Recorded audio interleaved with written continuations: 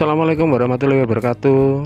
Berjumpa lagi teman-teman semuanya bersama Lintang Kemukus Channelnya cerita misteri. Baiklah teman-teman Lintang Kemukus semuanya, untuk menemani waktu istirahat atau waktu beraktivitas teman-teman semuanya, kali ini Lintang Kemukus mau membawakan sebuah cerita misteri yang berjudul Nasib Ranti yang Gagal Jadi Tumbal Pesugihan. Baiklah teman-teman Lintang Kemukus semuanya, tidak perlu menunggu lama-lama lagi. Mari kita simak cerita berikut ini. Selamat menikmati.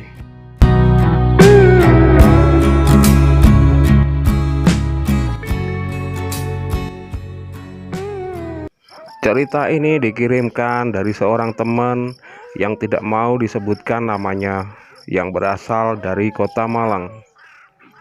Mbak Ranti ini diceritakan adalah seorang pembantu yang akan dijadikan tumbal pesugihan oleh majikannya.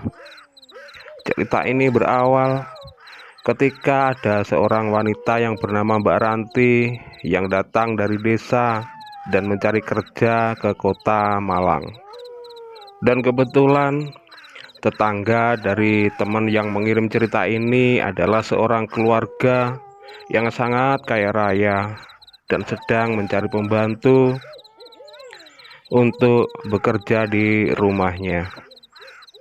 Dan tidak menunggu lama, Mbak Ranti melamar kerja di orang kaya itu, yang biasa dikenal warga sekitar yang bernama Pak Tejo dan istrinya yang bernama Bu Sayem.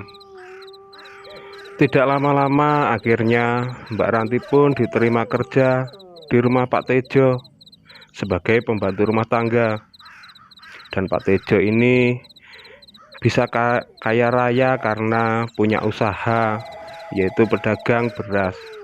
Dan juga banyak orang yang meyakini kalau keluarga Pak Tejo ini memuja pesugihan. Dan ada juga warga yang berkata kalau pesugihan yang dipuja oleh keluarga Pak Tejo ini sangatlah banyak.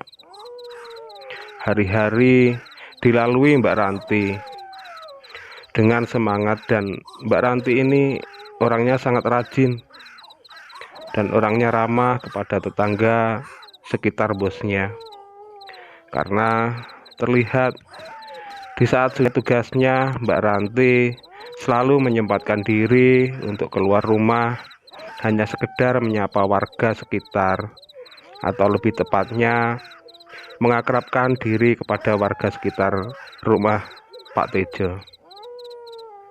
Selain itu, keluarga Pak Tejo, majikannya juga suka dengan kerjanya Mbak Ranti, karena keluarga Pak Tejo menilai Mbak Ranti ini orangnya ringan dalam soal tenaga, atau istilahnya nggak hitung-hitungan soal waktu, dan bahkan juga sering membantu orang yang kerja di penggilingan padi milik dari keluarga Pak Tejo bila kerjaan rumahnya sudah usai. Melihat cara kerja Mbak Ranti, makanya keluarganya Pak Tejo sangatlah loman terhadap Mbak Ranti, pembantunya yang satu ini. 1 bulan, 2 bulan tidak terasa sudah dilalui oleh Mbak Ranti bekerja di rumah Pak Tejo.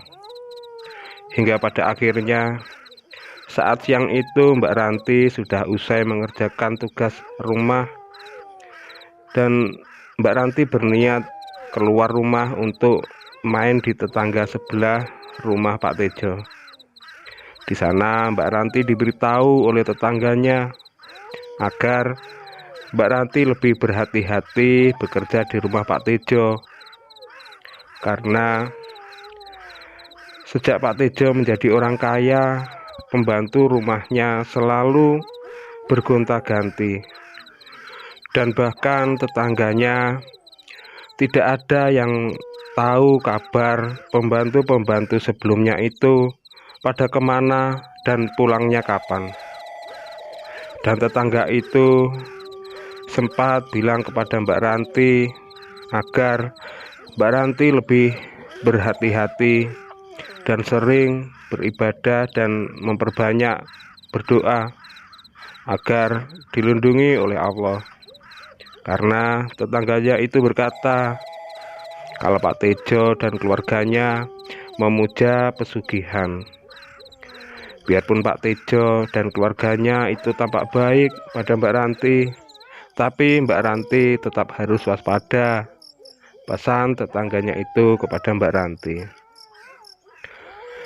Karena waktu istirahat sudah usai, Mbak Ranti pun pamit kepada tetangganya untuk kembali bertugas lagi dan pulang ke rumah Pak Tejo. Sesampainya di rumah majikannya itu, Mbak Ranti pun melanjutkan tugasnya. Tidak terasa, malam pun tiba, dan malam hari itu menjelang tidur, Mbak Ranti tiba-tiba teringat kata-kata tetangganya tadi siang. Dan tiba-tiba saja Mbak Ranti jadi sedikit takut, dan suasana malam itu pun menjadi sedikit mencekam. Tidak seperti biasanya. Sebelum Mbak Ranti dapat cerita dari tetangga sebelah tadi. Dan benar saja, mulai malam itu, sepanjang malam Mbak Ranti mendengar suara-suara yang sangat aneh dari dalam kamar sebelah dapur. Terdengar rintihan dan tangisan seseorang yang tidak jelas suara apa atau siapa itu. Kejadian seperti itu semakin sering dialami oleh Mbak Ranti, yang membuat Mbak Ranti jadi tidak betah bekerja di situ lagi. Tapi entah kenapa tiba-tiba sikap Pak Tarjo dan keluarganya jadi berubah 360 derajat perlakuannya kepada Mbak Ranti.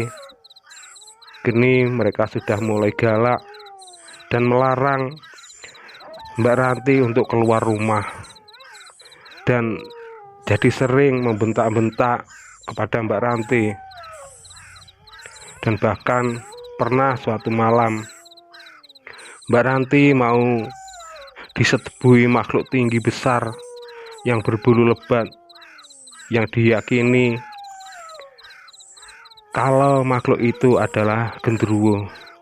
Dan pernah juga Mbak Ranti ditarik-tarik oleh anak-anak kecil yang sangat banyak.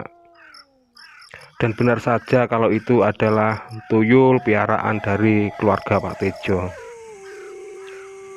Sering mengalami hal yang mencekam dan mengancam keselamatannya, tapi Mbak Ranti tidak bisa berbuat apa-apa. Karena kini Mbak Ranti seperti dikurung. Pada akhirnya Mbak Ranti jadi jatuh sakit. Dalam keputusasaan, tiba-tiba saja datang kesempatan. Tatkala ada salah satu karyawan Pak Tejo masuk rumah untuk mengambil keperluan penggilingan padi. Tidak membuang kesempatan, Mbak Ranti menulis di selembar kertas dan memberikan kepada karyawan itu. Dan karyawan itu melihat sepintas kertas itu yang bertuliskan minta tolong. Dan karyawan itu pun kembali ke penggilingan. Dan betapa kagetnya setelah tahu apa tulisan dalam kertas yang diberikan oleh Mbak Ranti tadi. Buru-buru pemuda itu melapor kepada Pak RT setempat, yang langsung lapor kepada Pak Lurah. Tidak begitu lama, Pak Lurah dan Pak RT mengumpulkan warga dan mulai memaksa masuk ke rumah Pak Tejo untuk membebaskan Mbak Ranti yang dalam keadaan sakit itu. Dan alhamdulillah, meski dalam keadaan sakit, tapi Mbak Ranti masih diberi selamat, yang berbeda dengan nasib pembantu-pembantu sebelumnya yang meninggal jadi tumbal dari pesugihan yang dipuja oleh Pak Tejo dan keluarganya.